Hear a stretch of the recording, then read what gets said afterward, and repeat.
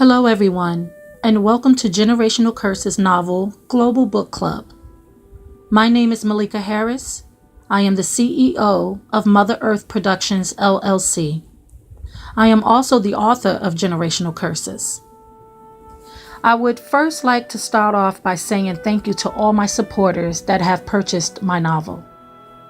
And for those of you that would like to purchase it, please visit Amazon.com or BarnesandNoble.com. A little background on why I wanted to start this global book club, and particularly discussing my novel Generational Curses. It's because this novel has been changing lives as well as saving them. And I also believe the messages behind the story are very important for us to discuss in an open conversation, so people can be able to realize that they are not alone and can face their truth. This book club is open to everyone, every background, and every age. Generational Curses is a historical fiction. However, many people are able to relate to the story. The narrator behind the story is Joanna Karen Smith. As we discuss this novel, Joanna will take you on these amazing journeys throughout her life in first and in third person. Remember, this is an open discussion, so please feel free to leave comments, concerns, questions, and remarks. Now, without further ado, grab your novels and enjoy Generational Curses, the novel, Journey 1. Set in the fictitious town of New Metro, Joanna Karen Smith tells us a story about herself.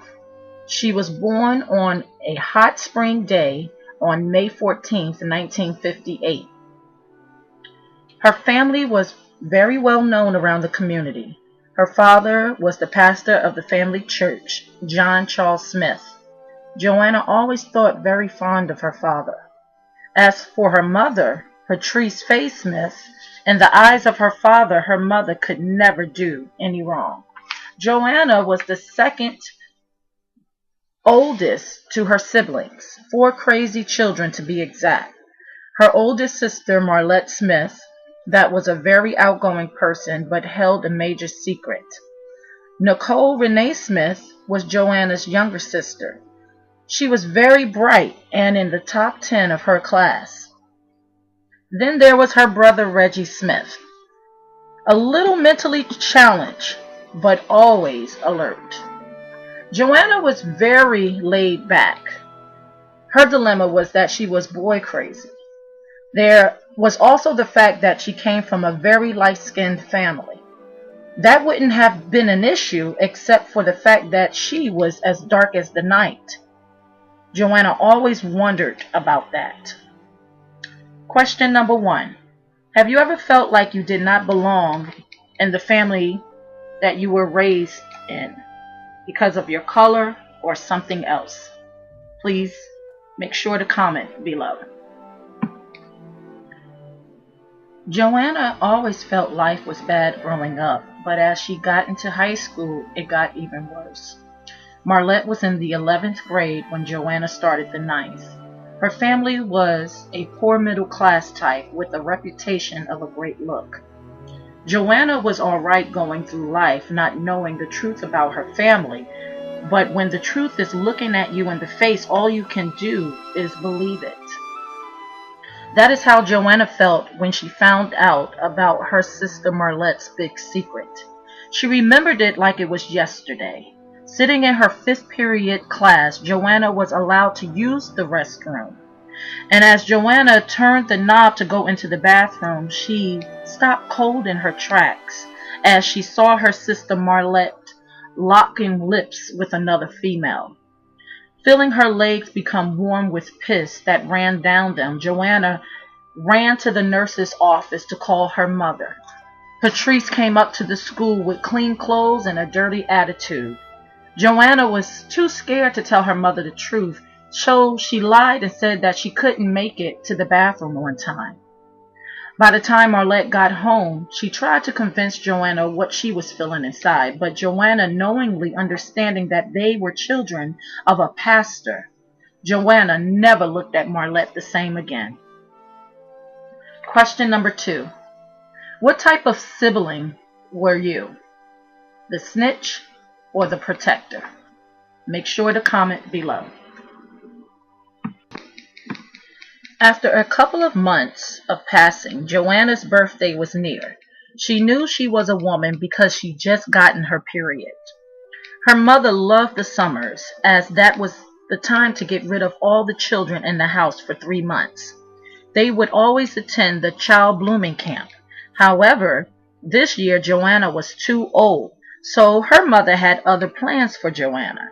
Time to get a job, and that is exactly what Joanna did. Joanna started working at McMurphy's, a fast food restaurant. She started out as a bagger, then moved up to a cashier. Within a month's time, she became a manager, as she really enjoyed bossing people around. One Saturday morning, Joanna and the McMurphy workers were told that they were going to receive a new boss. Joanna right away thought to herself how the new boss would look like. She thought he would be very bossy and weird looking. She even gave him a bald head and fake teeth. Joanna really tried to convince herself this man was going to be ugly. As she continued visualizing him, the door opens and in walks the new boss. Joanna's ugly turned into, oh my goodness. She said he was fine. He stood about 6'4" and weighed about 170 pounds. He was clean cut and had a gold tee. Joanna thought he was perfect, amazing, charming, sexy, and kind. And she didn't even know his name yet. That's when the young man walked up to Joanna and said, "Hi, I'm Derek Johnson, the new manager." Being that Joanna was in love, she replied, "Hi, I'm McMurphy's. Welcome to Joanna Smith." Derek laughed and felt instant chemistry. Question number 3. Do you recall ever meeting someone and right away you feel that instant chemistry, or you feel like you were in love? Please comment below. About 2 weeks later, one Saturday night around closing time, Joanna was cleaning up the restaurant with Derek. They got into a great conversation as they waited for the last guest to leave. Joanna believed that since Derek was a little older than her, he was probably more intelligent as well, but she felt comfortable talking to him. After realizing time had gotten away from them, Derek turned the lights out as Joanna waited by the counter for him to set the alarm. Derek looked at Joanna and asked her if she was ready. Joanna replied yes, and that is when Derek grabbed Joanna and kissed her so passionately. Her entire body vibrated with goosebumps from the head to toe. He gently laid Joanna down on the tile floor, and even though Joanna has had sex before, she realized that she was about to make love for the very first time.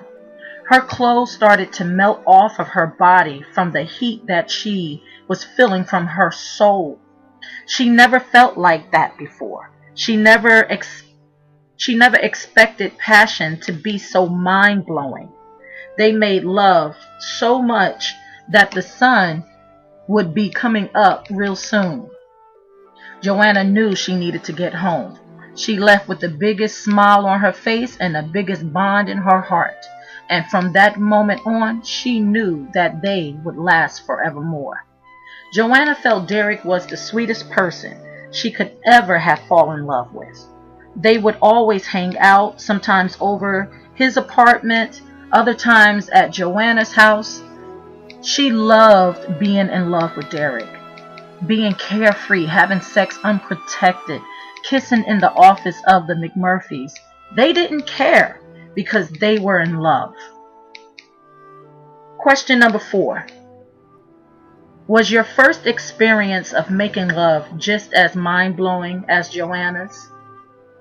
Please comment below. September came around and it was time for Joanna to go back to school. That meant fewer hours at work.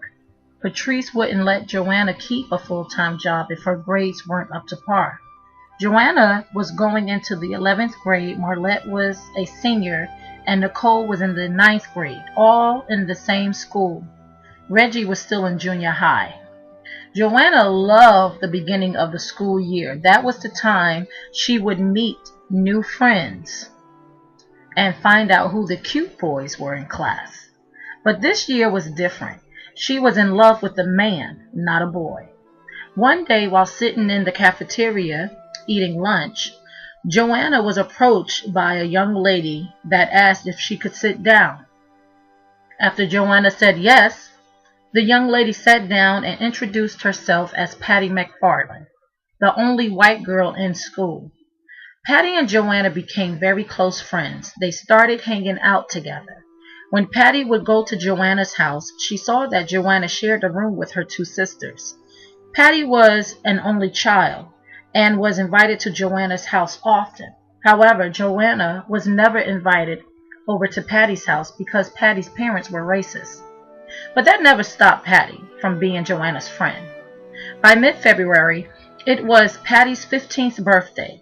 She had a party while her parents were out of town. Not many people were there, but you know Derek and Joanna was.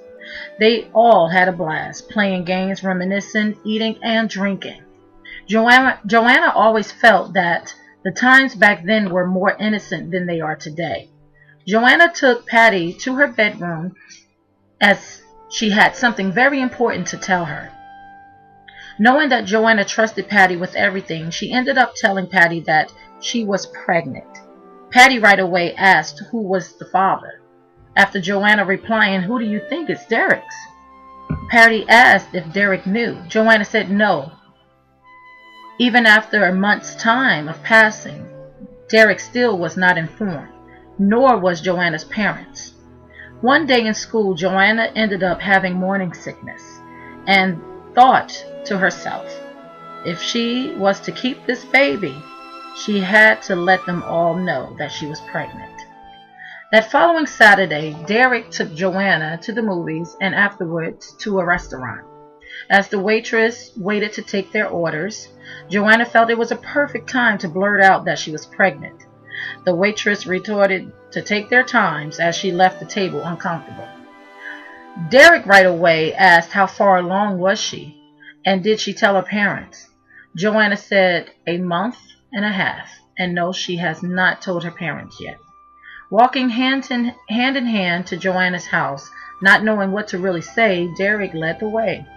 Walking through the front door, Derek was greeted the same as always. Joanna told her parents that she had something very important to tell them. Joanna was sweating like a whore in church. She stood there biting her nails as her knees kept knocking. The tension on her face was so thick you could cut it.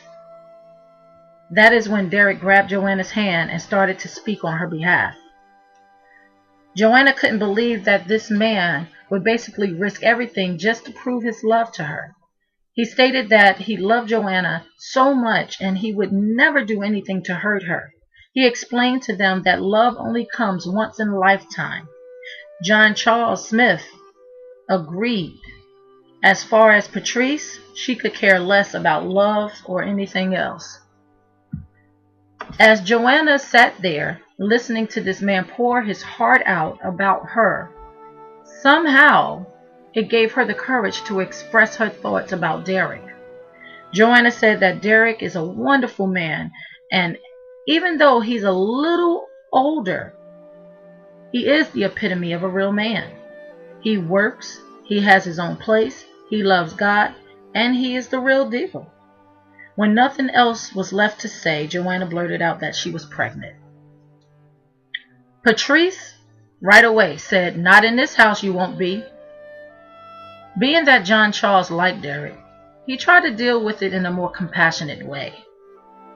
He took Derek out on the porch to have a man-to-man conversation with him. Joanna was left in the living room with Patrice, just staring at her with envy and disappointment.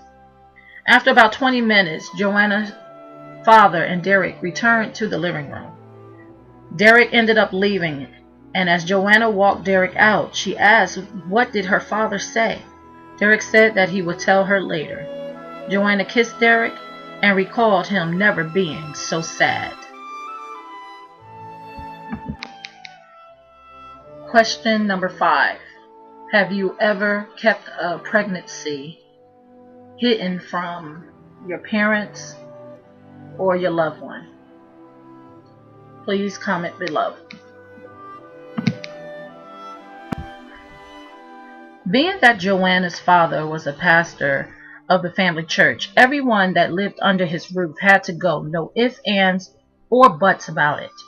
Walking through the church door on Sunday morning, Joanna noticed her friend Patty sitting in the congregation. She would have joined her, but she had other duties to attend to, as well as Reggie, that was an usher, Nicole, with an okay voice, sang in the choir, Marlette read all the announcements, and since Joanna was pregnant, she was demoted from the praise and worship to cooking in the kitchen. After church, John Charles would always stay just in case anyone needed his advice. That day, Patty needed some advice from him, so she stayed behind as Joanna and her family rode home to prepare Sunday's dinner. On the way home, Joanna realized that she left her purse at the church, so her mother told her to walk back to the church to get it. After about a 15-minute walk, Joanna approached the church. She walked straight up to the front doors, but they were already locked. So Joanna went around to the back door, went inside, found her purse, and left out the same door. As Joanna was walking down the street, she heard a panicked scream coming from the direction of the church. Not seeing anything or anyone, Joanna continued in the direction of her house. When Joanna reached the house, she saw her sister Nicole on the porch writing in her diary. Marlette was upstairs helping her mother cook dinner, and Reggie was in the living room watching television. Around 6, John Charles came home and, like always, ran into the bathroom to freshen up. When it was time to eat, they all sat at the table and said their prayers. As Patrice would serve the family, she would just stare at John Charles with hatred. Joanna felt something was going on. She just didn't know what it was. Question number 6. If you were raised up in a church family, describe what you had to go through. Please comment below. When April came around, Joanna was 3 months pregnant and already showing. She felt out of place at school, as most of her friends became very distant. But Joanna knew who her real friend was, and she recalled Patty telling her that she had a bad accident 2 months ago and really never recovering from it. Patty never really explained what happened to her. Joanna knew that she was dealing with something so deep, but she couldn't wrap her head around it.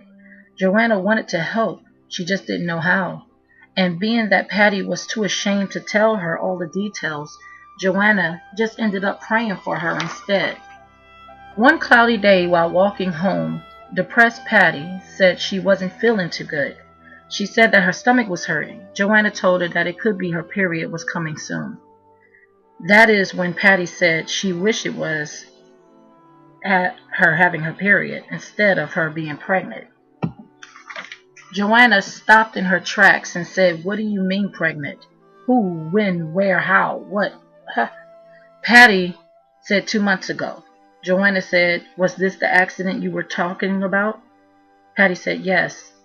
Joanna expressed that having a baby was never an accident, and she was excited to know that she and her best friend was about to have babies at the same time. Joanna then asked Patty who the father was. Patty blurted out William, a guy Joanna never met. As time progressed, Joanna was due to have her baby any day now. Derek was excited, but still has never mentioned what Joanna's father had said to him on the porch. So she never bugged him about it again. John Charles was very happy to become a grandfather, and the family was excited as well. Patrice, on the other hand, could care less. Joanna always wondered why her mother hated her so much and loved everybody else. John Charles drove Joanna to the hospital while Patrice stayed home. Derek met Joanna at the hospital where she was in labor for 16 hours. Joanna always felt God was playing a trick on her. 16 hours of labor matching her age. Joanna remembered Derek holding her hand and saying he loved her, and before she could even respond, the baby came out as a spitting image of her. That's what the doctor had said. Derek and Joanna held the baby close as they decided what would be a fitting name for such a beautiful baby. Derek said Cherie. Joanna said Sharon, after her grandmother on her father's side. Joanna felt this would be a way to give back to her father after all he has done for her. Derek agreed as he held the baby in his arms up in the air and said, "Welcome into the world, Sharon Cherie Johnson." Question number 7. Women, for those of you that have children, describe what it was like carrying your firstborn. Men, for those of you that have witnessed the birth of your firstborn, describe what it was like when you saw the baby birth. Heading home with the baby, Joanna looked at her and made a promise. She told Sharon that she would do her best to be a great mother and a friend to her. Knowing that she was part of Derek and herself, Joanna couldn't take her eyes off of her. When they approached the house, everyone was outside to greet them, with the exception of Patrice. Joanna knew her mother had to be upstairs in the attic practicing her witchcraft, making spells just for Joanna. Everyone passed Sharon around like a football. As Marlette tried to hold Sharon, Joanna ran and grabbed the baby out of Marlette's hands. Even though Joanna loved Marlette, she was still not comfortable with her sexual preference. Joanna was forced to put up with her mother's verbal abuse. That's when she made up in her mind that she needed to get out of that house. Joanna realized the only way out was marriage. She didn't care because Joanna loved Derek. She just prayed that he loved her enough to make that a commitment. The following week, Nicole and Joanna went downtown to shop. Joanna wanted to get a few things: new shoes for Sharon, a new bag for her mother's birthday, and an engagement ring for Derek. John Charles was planning a surprise birthday party for Patrice. That Sunday before Patrice's birthday, John Charles preached like there was no tomorrow. He talked about change and bonding with the family. Joanna always was amazed at church how her mother would agree with her father's preaching. But once the doors were closed, bonding with the family was no importance. Joanna knew her mother was hurting from something. She just had no idea what it was. Question number 8. And I really want you guys to think about it. During your upbringing, have you ever felt that your mother was dealing with something inside of herself that was so deep you couldn't figure it out? Please be sure to comment below. As the week went on, it was time for Patrice's birthday. Joanna felt like this was the only day of the year her mother actually cared about anything. It all started when Marlette was born. Patrice told John that she would be a fitting mother for all of the 364 days of the year. But when her birthday came around, she didn't want to hear no what, who, where, how for the first 13 hours of the day. That was always the routine for her birthday. Joanna said it was like clockwork. Her mother would get up at 6 a.m., so nice and sweet, and then leave the house dressed up in her finest. Then she would return 13 hours later in time for her birthday gathering. And Joanna's father could not ask her about her day at all. It always left Joanna questioning what was her mother really up to. After Patrice left the house, the family started to decorate for the party. Marlette and father did most of the cooking. Nicole and Joanna decorated while Reggie watched Sharon upstairs in the bedroom. After 2 hours of passing, Joanna realized that she needed to check on Sharon.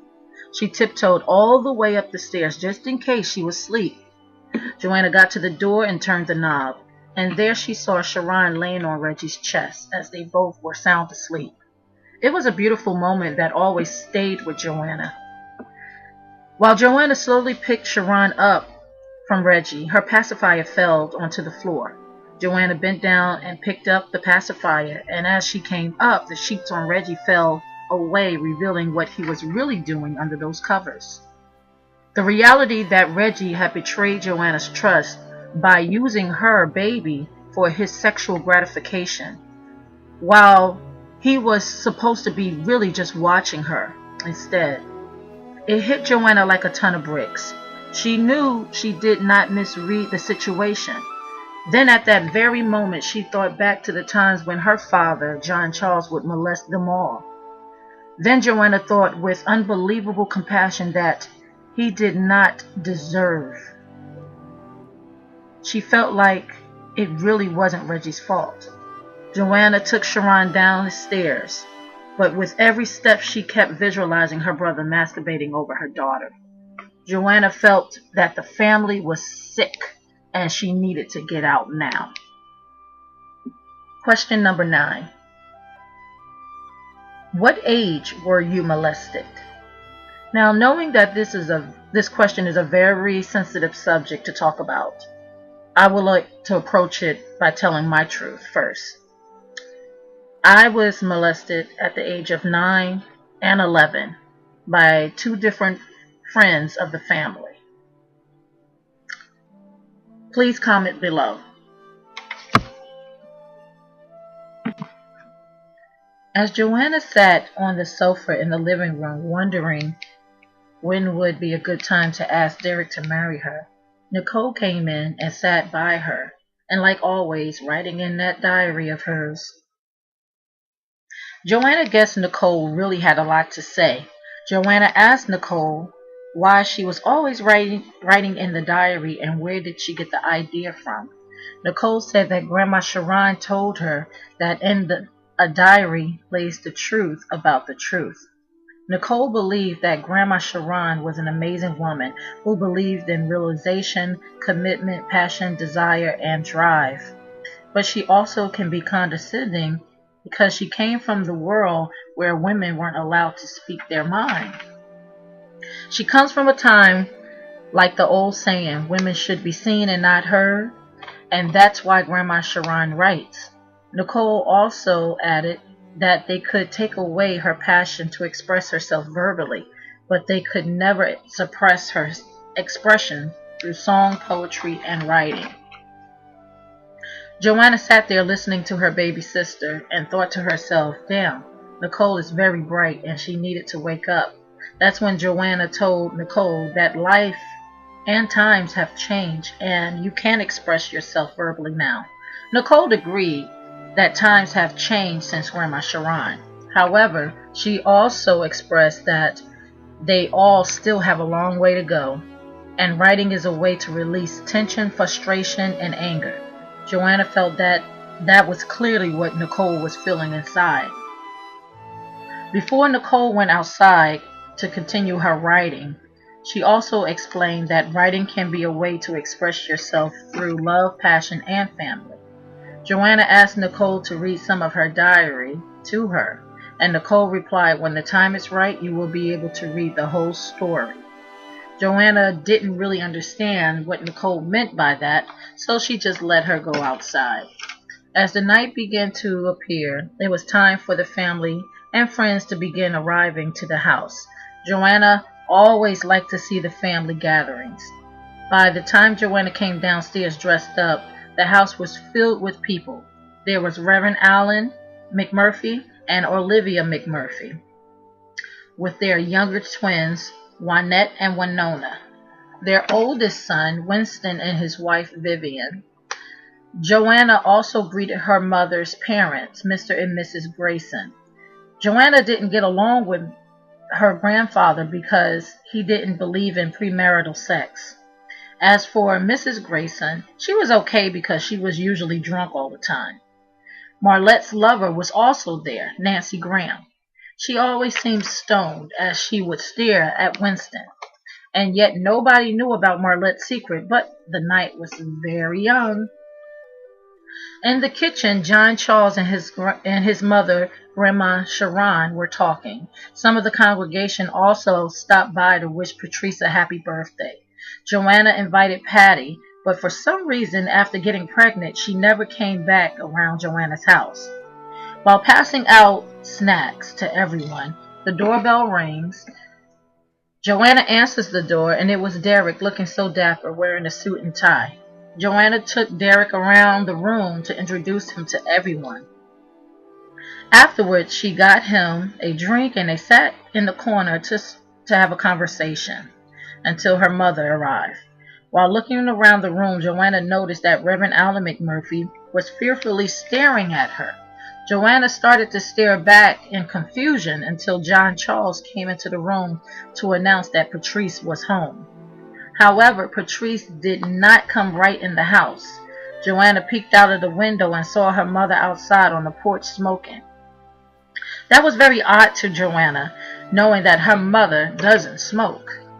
Patrice noticed Joanna watching and gestured for Joanna to join her on the porch. Joanna told everyone to give her a moment with her mother and that everything will be all right. Joanna walked outside onto the porch and asked her mother if she was okay. Patrice said she was fine, but needed to tell Joanna two things. She first said that she loved her and never meant to hurt her in any kind of way. As Patrice was about to reveal the second thing, John Charles opened the door and yelled, "Here's the birthday girl!" Patrice walked inside the house, thanking everyone for her birthday surprise. Joanna stood on the porch wondering what her mother wanted to say to her. By 8 o'clock, dinner was served, and being that John Charles was a pastor and Reverend Alan McMurphy was a reverend, the prayer over the food was extra long. After dinner, it was customary for the guests to have a drink or two as they would talk. As for Joanna's mother, Patrice, and grandmother, Mrs. Grayson, 2 drinks became 2 bottles. Joanna and Derek took Sharon up to bed, and this was the time that Joanna wanted to propose, but she chickened out and talked about school instead. Question number 10. Growing up, do you recall any agreements between your parents that made you question what were they really doing? Make sure to comment below. Time arrived for Patty to have her baby. She asked if Joanna could be there for her. When Joanna walked into the hospital and saw Patty's parents, she walked right up to them and introduced herself as she gave her hand to shake. They just looked at her with this nasty look as if Joanna had something to do with Patty's pregnancy. After 3 hours of labor, Patty gave birth to a baby boy. Joanna was surprised to see a different color come out of Patty. Joanna said, "Oh no," to herself as she knew the baby was half black. Joanna felt this was not good for Patty, especially for Patty's parents. When Mr. and Mrs. McFarland came into the room and saw the baby, Mrs. McFarland fainted. All the doctors rushed over to help her. Patty just shook her head and named her baby Jamie Lee McFarland. It took a long time for Patty's mother to accept her grandson. As for Patty's father, he never accepted him. It was his idea to put Jamie up for adoption, but Patty would not hear of it. Patty always felt it wasn't Jamie's fault for his own birth. That week, Joanna put together a baby shower for Patty over Derek's apartment. Patty was happy, but miserable at the same time. Joanna didn't know if the tears that ran down Patty's face were from her being excited or terrified. There was a lot of people at the party, with the exception for William. Joanna asked Patty, where was he? Astonished Patty looked at Joanna and said, don't ever repeat his name again. And as far as I'm concerned, Jamie doesn't have a father. Joanna granted her wish and never spoke of his name again. That same night after the party, Joanna decided to spend the night over Derek's place. Knowing her parents wouldn't hear of it, Joanna made up a little white lie. As Sharon was playing in the living room, Joanna took the phone in the bathroom to call her mother. She told her mother that being Sharon was already asleep, she didn't want to wake her, so she would be spending the night with Derek. Patrice just yelled at Joanna and said, go ahead, fast ass. That's how you ended up with Sharon in the first place. And Patrice hung up the phone. Joanna couldn't understand why her mother was so damn evil. By 8 o'clock, Sharon was asleep as Derek walked through the front door from work. Derek walked in the bedroom and found Joanna laying in his bed waiting for him. He smiled, and after a nice shower, he ended up joining her in bed. As they lay there holding each other, gazing into each other's eyes, they began to make love again. Joanna felt that Derek knew just what to do. Every position was done with passion and complete satisfaction. As an hour went by, the passion in Derek's eyes turned into complete gratification as he was in the midst of climbing his highest peak of pleasure. After laying there for a few minutes, feeling the sweat from the love-making spread onto the sheets, Derek gazed into Joanna's surrendering eyes. He explained to Joanna that he was in love like never before, and he wanted to make an honest woman out of her. That's when Derek pulled out a beautiful engagement ring and popped the big question. Joanna felt no hesitation on her behalf was given or needed. She knew that Derek was the one she wanted to spend the rest of her life with. The next day, as Joanna left Derek's place on a high, she realized that she needed to tell her parents about her engagement. As she approached the front porch of the house, she heard screams coming from within.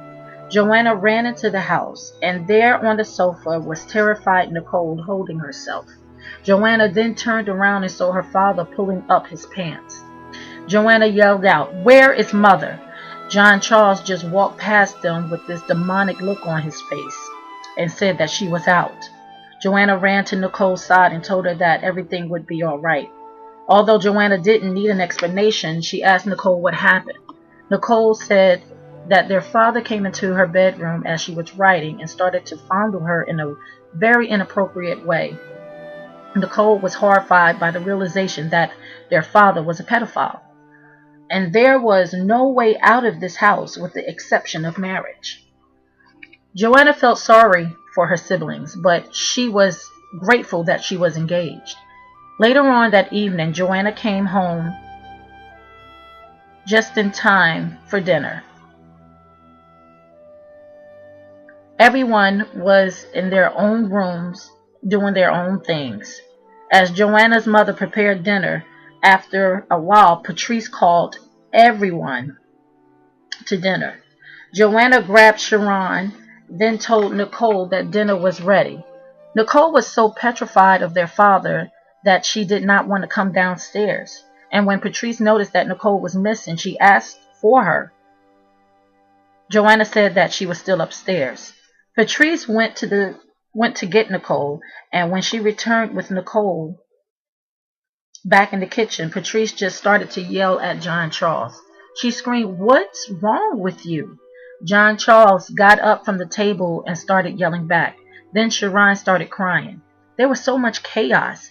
That's when Joanna got up and screamed from the top of her lungs that she was getting married tomorrow and she will no longer be living at the house. As Patrice continued to yell at John Charles, Joanna tried to leave the kitchen. John Charles grabbed Joanna's hair with all his strength and smacked Joanna. The force behind his hand was so substantial that the impact snatched Sharon from her hands. All Joanna could do was hold on to her bloody cheek as they both hit the floor at the same time. Sharon landed face down while Joanna landed sideways. Marlette ran to Sharon and took her upstairs. Nicole followed. Patrice tried to hold John Charles as he was approaching Joanna again. John Charles looked at Joanna and said, "Look at her.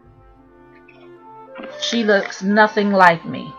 Joanna grabbed her bloody cheek and looked him dead in the eyes and said, "Father or no father, you will never touch me again in any way." John Charles stepped over Joanna and told her to get out of his house. Patrice followed John Charles and looked back at Joanna and said, "If you know what's best for you, you will keep your mouth shut." John Charles and Patrice went into their bedroom and closed the door. Reggie helped Joanna up from the floor and told her that father had touched him too. After checking on Sharon to see if she was okay, Joanna immediately packed her bags. Nicole tried to talk her out of leaving because she knew if Joanna was to leave, their father would continue to molest and rape her. Joanna made a promise to her family. She said once she gets herself together, she will be back for them. As Joanna kissed her brother and sisters, she made her way down the stairs. Patrice was sitting on the sofa and said to Joanna as she grabbed the knob of the front door, "Once you leave this house, don't ever think about coming back. You are no longer my daughter." Joanna turned back and said, "Well, you know what they say. Mother's babies and father's maybes." Joanna then left to start a real life with Derek. Question 11. Has anyone ever been kicked out of their parents' home, or did you just leave on your own? Make sure to comment below. By the following week, Derek and Joanna made it official. They had a small ceremony at the new Metro City Hall. The reception was held in the McMurphy's party room. Derek was so excited to have Joanna as his wife. Everyone Joanna invited was at the celebration with the exception of Patty. That made Joanna very sad to know her best friend didn't attend her wedding. As time progressed, Joanna was back in school. By this time, Marlette had graduated and ended up moving in with Nancy, who was 7 months pregnant. Joanna started the 11th grade, and what do you know, Nicole had skipped the 10th and was a junior as well. Reggie started 8th grade. Joanna felt it was really bizarre that year to see the McMurphy children in the same school, especially after knowing their background a little. The McMurphys basically ran New Metro. They owned everything, from the fast food restaurants to the new Metro Museum, all the liquor stores, and even the biggest church. The McMurphys were wealthy enough to always have the best of everything. So it was very astonishing to Joanna to see their children in a public high school. While walking into first period class, Joanna spotted the McMurphy twins, Juanette and Winona. They were all in the same grade because they had gotten skipped as well. However, Joanna just sat in the front of the class just to avoid them. But she took comfort in knowing that Sharon was safe at home with Derek. By the end of the day, Joanna was feeling sick to her stomach as she ran to the bathroom, barely making it. Joanna started to vomit again. After washing her hands and face, she approached the dryer and then glanced out of the window. Down below, she saw Nancy Graham and Winston McMurphy engaging in a conversation. Joanna had no idea what they were talking about, but the look on Winston's face was not pleasant at all. Before going home, Joanna stopped at the corner store to pick up a few things, remembering she hadn't had her period in 2 months. She picked up a pregnancy test as well. When Joanna got home, she saw that Derek was asleep. She didn't want to wake him, as she knew he had to work the late shift at McMurphy's. So then Joanna checked on Sharon, and she was snoring louder than Derek. Joanna took the pregnancy test into the bathroom as she sat on the toilet waiting for the results. She started to feel sick to her stomach again. She wondered if it was the anticipation of waiting or the thrill of already knowing the answer. She grabbed the test and sat by Derek until he woke up. As he opened his eyes, he saw Joanna with her head down. He wondered what was really going on with her. Joanna was speechless. All she could do was hand Derek the test. Being that he was speechless too, she felt the news had went over really well. That was until Derek expressed and said, "Another child?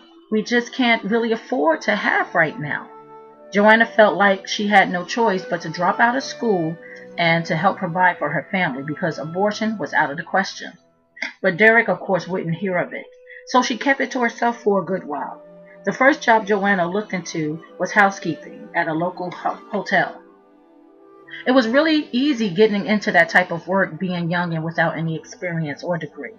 Joanna continued to act like she was going to school every day as Derek stayed on the late shift working really hard to get a promotion because he knew they really needed the money. As the weeks turned into months, Joanna was now 7 months pregnant. One day, Joanna felt her mother caught a conscience because Patrice asked Nicole if she had seen Joanna in school. Joanna suspected Nicole said no because the next day Patrice showed up over Derek's place. Derek told Joanna on the phone that Patrice came over bearing gifts and asked why she wasn't in school. Joanna thought to herself, "Damn, Nicole blew her cover." He also said that Patrice was very sober and extremely touchy. Joanna became sickened from the thought that her mother was coming on to her own husband. By the time Joanna got home, Derek was so upset with her for lying to him about school and working. He became very silent towards Joanna. When he did decide to become vocal, all he could say was that he was disappointed in her. That shook Joanna's soul. And for the first time ever, Joanna yelled at Derek like her mother would yell at her father. Derek was never confrontational, so instead of being quarrelsome, he just left the room. And for that split second he was gone, Joanna felt all alone. While Joanna was in the kitchen trying to compose herself, she looked at the table and noticed her mother's famous tuna casserole dish. She thanked God that no one touched it. Joanna took the dish and tossed it out into the trash out back. She could never eat anything her mother cooked anymore, especially knowing she practiced witchcraft. Question number 12. Has anyone ever had to drop out of school to provide for their family?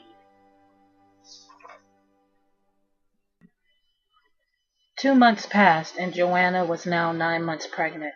She was huge and was about to burst at any moment. Joanna continued to work as long as she could, but Derek wanted Joanna to finish school. Of course, Joanna wasn't going to go back to school just to be humiliated by her so-called peers.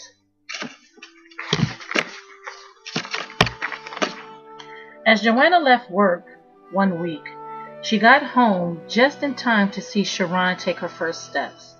Derek was off that day, so they decided to make it a movie night. That evening, while laying in bed with Derek, Joanna was awakened by her water breaking. Knowing she already knew the basics of giving birth, she realized that she was in the first stages of labor. As Derek called 911, Joanna did everything to stop her baby from coming into the world in their apartment. 1 hour later, the ambulance had not shown up, and Derek was going insane. Joanna told Derek to calm down and just call a cab. As Derek was dialing the number, Joanna felt this profound weight increase on her pelvic bone. She knew the baby was going to come with or without her help, so Joanna yelled at Derek to help her. He squeezed her hand and coached her by telling her to just breathe and push. By the third push, the baby's head was out. Joanna can feel the baby's face. What an angel, Joanna thought to herself. After one more push, the baby came out. Another perfect little girl by the love of her life. As Joanna sat there looking at this angel that God had placed into her life, she said to her, "You bring me hope. You bring me joy. You are love. You are peace. You are my baby." Joanna ended up naming the baby Faith Lucille Johnson. Joanna began to sing to Faith. She could hear in the background the ambulance siren. Coming home with Faith was a breeze. That was until she started crying for Joanna's breast. Joanna began dressing the girls alike at an early age, nothing but the best clothing from the local McMurphy's thrift store. One day, while out shopping, Joanna ran into Patty, who had Jamie with her. He was looking less and less like Patty. Joanna thought he probably looked like his father, whoever he was. Joanna asked Patty why she hadn't called in a while. Patty just apologized and said that she was very busy. Joanna understood by accepting her apology. She realized it's very easy to stay busy while having children and a job. Joanna talked to Patty for a while until it was time for work. After work, Joanna went to the New Metro Community College to enroll in the GED program. She was tired of working at the hotels and wanted something better. She filled out the application. She put down nursing as a major and criminal justice as a minor. She turned and tried her luck with the financial aid department. 3 weeks later, Joanna received the acceptance letter from the college congratulating her on her admissions. She also received a 2-year nursing scholarship, which she was not expecting. This scholarship allowed her to get her GED and nursing degree at the same time. Before Joanna knew it, she was working part-time as a nurse's aide and full-time as a student. There was no time to spare. Her schedule was the same day in and day out. She was up at 6 a.m. to feed Faith, then take a shower. By 7, she finished up her homework that was not completed. At 7:30, she dressed the girls. At 8 a.m., she would take the girls on a 40-minute walk to the local daycare that was next to the college. Then it was off to her 9 o'clock morning class, and by noon, she finished up the school and went to work. 12:30 to 5 o'clock, she worked at the hospital. At 6 p.m., she picked the girls up and went home. At 7 p.m., she fed the girls again and dressed them for bed. By 8, she was cooking something for Derek to eat for dinner. 9 o'clock, she finished up some schoolwork, and at 10:30, she took a bath and waited for Derek to get home by 11. She tried to make love and sleep and then started all over again the next day. This schedule went on for 2 whole hard years, but she was determined to acquire her degree. And finally, on June 6, 1977, Joanna graduated. She was a proud woman. There she stood, 19 years old, a black woman in a gold cap and gown. Her sisters was at the graduation along with Derek and the girls. As she walked down the aisle to receive her golden ticket that completed the wardrobe she was wearing, she glanced to the right and to the left of the auditorium and saw so many proud parents. And for a split second, she thought about her parents and envisioned them being so jovial because of her selfless accomplishment. Joanna stood up on stage and heard her name being called to receive her degree. She was also honored with an award for excellent attendance. When graduation was over, the celebration at the apartment started. Patty stopped by with Jamie to apologize for not being at the graduation, but that didn't matter to Joanna because she was on cloud number 9. Nothing could get her down because Joanna felt that this was her day. About an hour later, the party was dying down. Sharon, Faith, and Jamie was playing on the floor with toys. Derek was in the living room watching television, while Marlette, Nicole, Patty, and Joanna sat around in the kitchen discussing old times. Somehow, the conversation led to a debate about John Charles. All the sisters talked about how a man of God could be so evil. Throughout the conversation, Patty's face went from delighted to appalled. Joanna didn't know if Patty was sickened to hear the truth about her father or disgusted that they were talking about her pastor. As they continued the conversation, Patty interrupted by saying she needed to get home. She hugged and congratulated Joanna again before leaving with Jamie. 15 minutes later, Patty left and the doorbell rang. Joanna didn't know who it was because Derek answered it. As Joanna walked back into the living room, Derek was standing by the door, scared stiff. He had a vacant look on his face. Joanna said the last time she saw Derek looking like this was when her father took Derek out on the porch to have a man-to-man talk with him. So Joanna picked up Sharon off the floor and asked who was at the door. Derek retorted, "Your father." Joanna then asked, "What did he say?" Derek just looked at Joanna as if she was cheating on him. Derek went into the bedroom and slammed the door. Joanna, knowing that she still had company, she wanted to continue the conversation with Derek later. After her sisters left, it was around 5 p.m. when Joanna and Derek had the place back to themselves. Joanna walked into the bedroom just to find Derek passed out. Question number 13. What selfless accomplishments have you done to better yourself and your family? The following week, Joanna received a letter in the mail from the college asking if she wanted to continue her education in criminal justice. Joanna thought, what the hell, as she really enjoyed the class anyway. She would have to take 2 Saturday classes a month for the next 10 months, and she would become a certified corrections officer. October 8th was here, and Sharon was turning 3 on her birthday. It happened to fall on a Saturday when Derek and Joanna was off. They planned a party at the McMurphys. They had balloons of every shape and color. They even had a clown. Faith, however, would cry every time the clown came near her. Many people showed up for Sharon's day, except for Sharon's grandparents. Joanna felt it was tragic for her daughters to not have a relationship with her parents. Then Joanna thought again, looking back on when she was linked to them, nothing but torment surrounded the relationship. So Joanna was glad to know that her children were safe and not missing much. While Joanna helped Sharon blow out the candles, Grandma Sharon approached her. That's when Joanna realized that they do have a grandparent. Naming Sharon after her grandmother was the least she could do after everything she has done for her. Joanna felt that Grandma Sharon was a mother to her, more than Patrice had ever been. As the party continued, Joanna just watched as everyone enjoyed the festivities.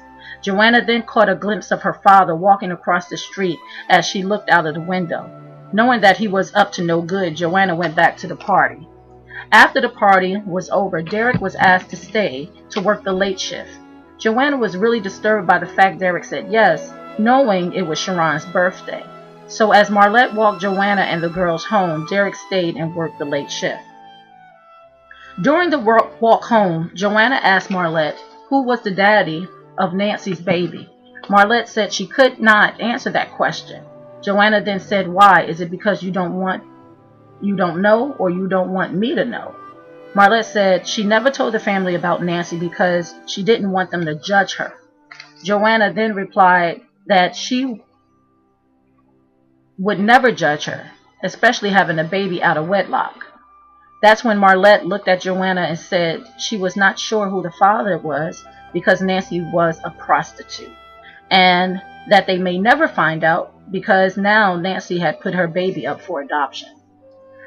Joanna asked Marlette how could she stay in a relationship after knowing she sleeps around.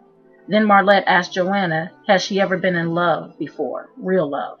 Joanna started to think about the love that she has for Derek and replied yes. Marlette then expressed that Nancy is love.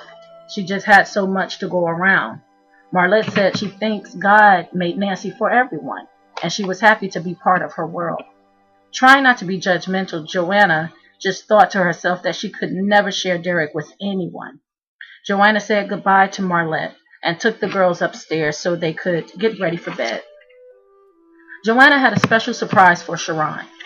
She really wanted to wait for Derek to get home, but it was getting late and Sharon was dozing off. Knowing Faith was already asleep, Joanna sat Sharon on the sofa and placed the scrapbook in front of her. Of course, Sharon wanted to tear the pages out of it, but Joanna told her that this scrapbook would be a walking memory of her life.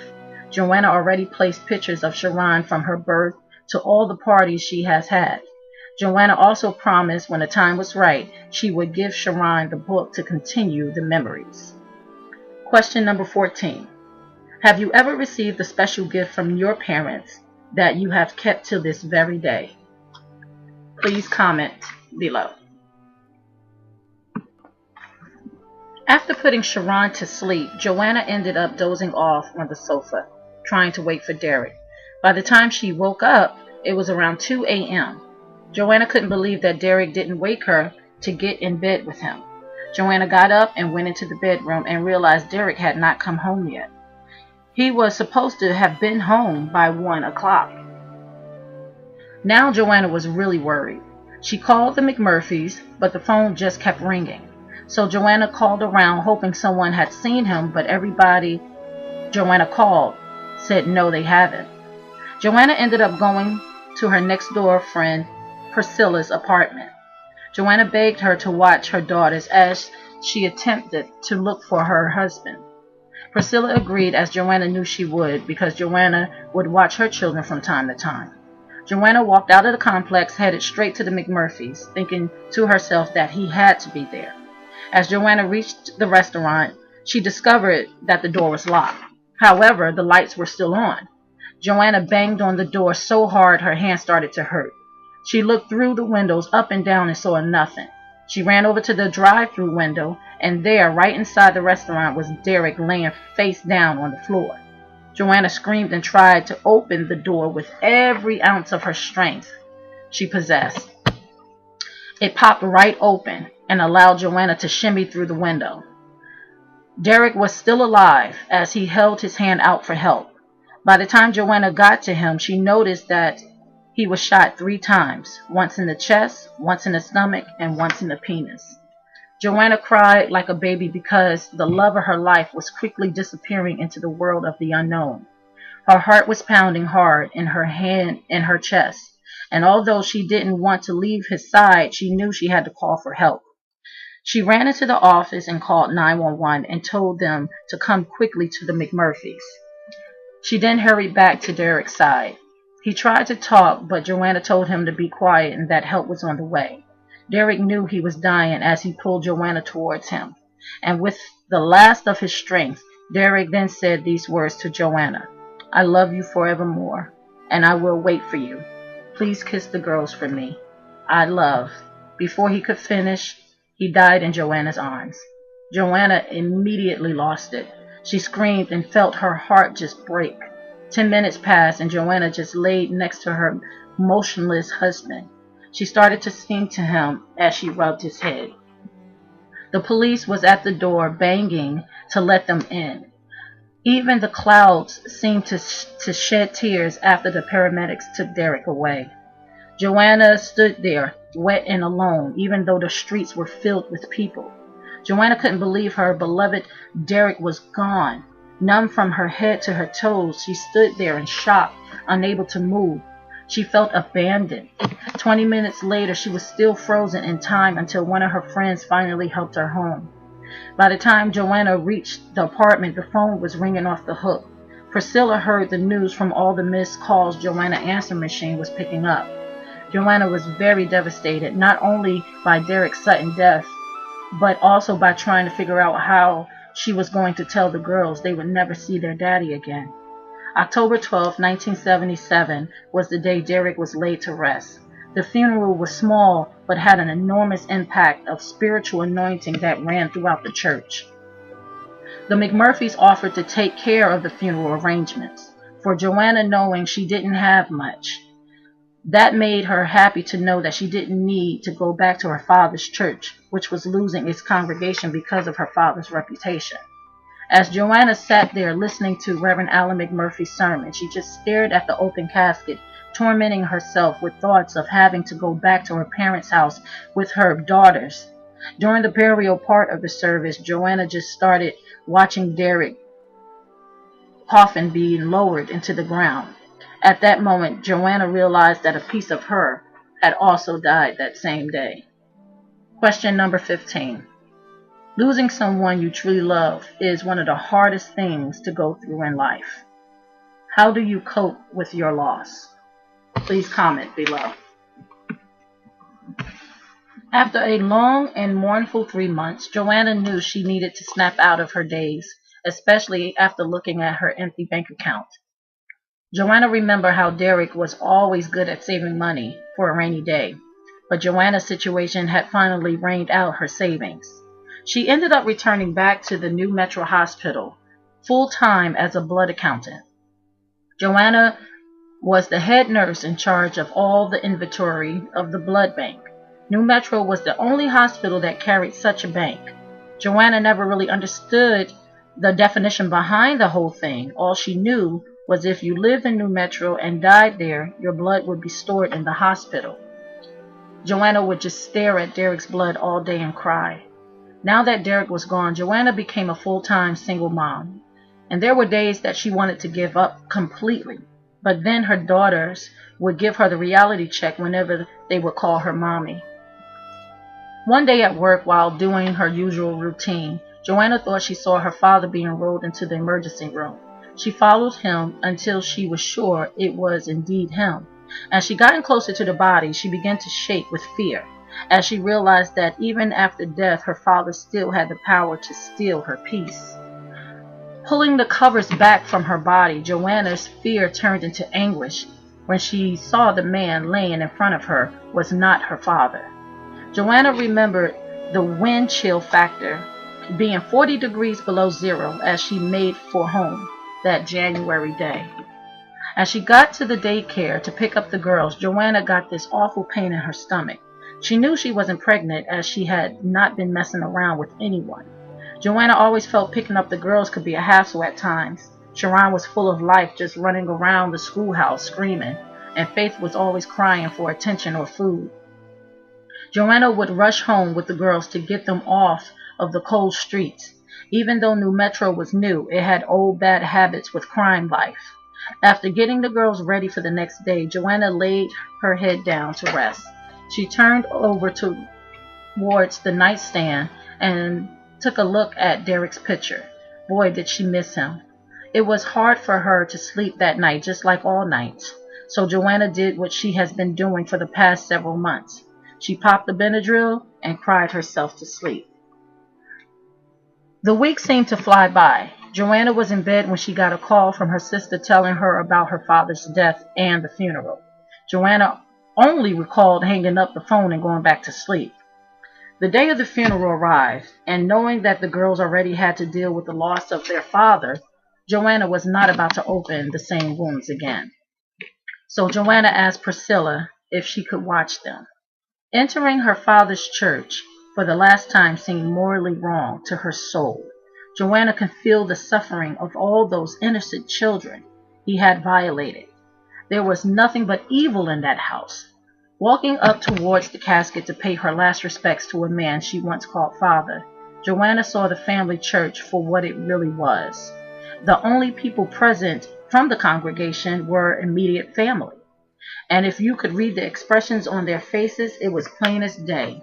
They all were relieved. Marlette, Nicole, and Reggie all had thankful smiles on their faces, while Joanna's mother just sat there wondering where her next sugar daddy would come from. Joanna, on the other hand, was there for a different mission.